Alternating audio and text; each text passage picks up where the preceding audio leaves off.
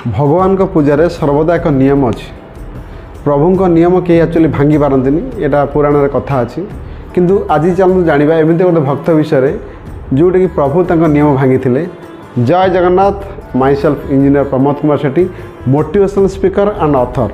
आज जाना चलतु प्रभु विषय में गोटे सुंदर कथा। ये वीडियो को शेष पर्यटन देखूँ। ये वीडियो बहुत किसी शिखा मिले। आप भिडियो शिखला मत कमेंट माध्यम जनइबे। चलते जी भिडियोटी आरंभ करवा। ओडिशा रे राजा अनंग उदय सिंह राजती समय जगन्नाथ मंदिर को बहुत भक्त आसती। कोण अनुकोण पृथ्वीर समस्त कोण अनुकोण भक्त मैंने आसती प्रभुंर दर्शन पाई। यही जड़े भक्त थे बाबा रघुवर दास। से उत्तर भारत रोते। से उत्तर भारत प्रभु जगन्नाथ दर्शन में आसी सी आसिक पुरी में पहुँचला प्रभु जगन्नाथ, बलभद्र एवं माता सुभद्रा एक सुंदर दर्शन कले पुरी ठारे।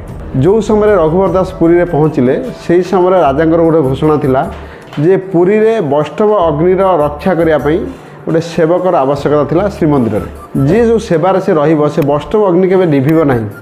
सी जड़े जी रहिबो ता दायित्व से बड़ सेवक होती आवश्यक, कारण ये गोटे बड़ गुरु दायित्व। एथिपाई राजा गोटे नियम कले ये बड़ साधु बोले किपरि जानिबे जे 3 दिन 3 राति निज हाथ में अग्नि को रखिपारे से बड़ साधु एवं से वैष्णव अग्नि दायित्व। एथिपाई ओडिशार सारा कोण अनुकोण बहुत सेवक आसिले एवं 3 दिन 3 राति कहीं अग्नि को निज हाथ में रखिपारे ना। तेणु बाबा रघुवर दास से जाई परीक्षा देले एवं 3 दिन 3 राति अग्नि हाथ में से अग्नि को रखिपारे। तेणु राजा सिलेक्शन कले यही वैष्णव अग्नि दायित्व रहिबे। बाबा रघुवीर दास थिले प्रभु श्रीरामकर भक्त। तेणु ये कौन कले श्रीमंदिर सामने गोटे छोट घर करी प्रभु रघुवर दास रहिले सेठी श्रीराम एवं लक्ष्मण माता सीतांकर मूर्ति रखी पूजा कले। किछि दिन ये जो वैष्णव अग्नि सेवा कला परे रघुवर चिंता कले ये भौतिक देह को त्याग करने।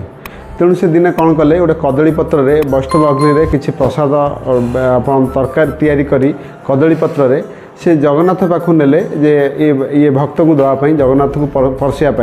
तेणु से कौन कले आपणकर जो रघुवर दास निज हाथ में कदली पत्र रे जगन्नाथ आपणकर किछि गहना तैयारी करी निज हाथ में नहीं गले प्रभु मंदिर लगे।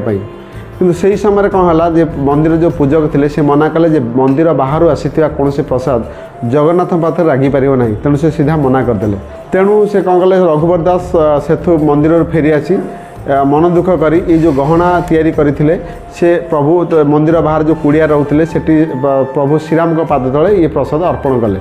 से समय राजा को स्वप्नादेश है। जगन्नाथ स्वप्नादेश कले मो भक्त जड़े मंदिर बाहर रोचंती रघुवर दास तांकर हाथ में तैयारी करथिबा प्रसाद एवं आपण गहना हाथ तैयारी गहना मो पाखरे शीघ्र अर्पण कर। तेणु राजा तुरंत तांकर भक्त मान पठेले जगन्नाथ भक्त मान पठेले सामना मंदिर सामना थिबा रघुवर दास मठरू आपण कदली परसा प्रसाद एवं गहना आसी जगन्नाथ पाखे लगिला। भक्त रघुवर दास से समय जगन्नाथ दर्शन करी निजर भौतिक देह त्याग करथिले। सेही दिन ठारू जदि केबे माघ मासर अमावास्या तिथि रे बुधवार कि शनिवार पड़े तो सही दिन प्रभु को कदली पत्रर से दिन प्रभु को मुख पद्मवेश करा जाए एवं कदली पत्रर मिठा चाउल प्रसाद करी अर्पण करा जाए। यहीपरि आम प्रभु जगन्नाथ भक्त को प्रसन्न करने सब नियम मानती।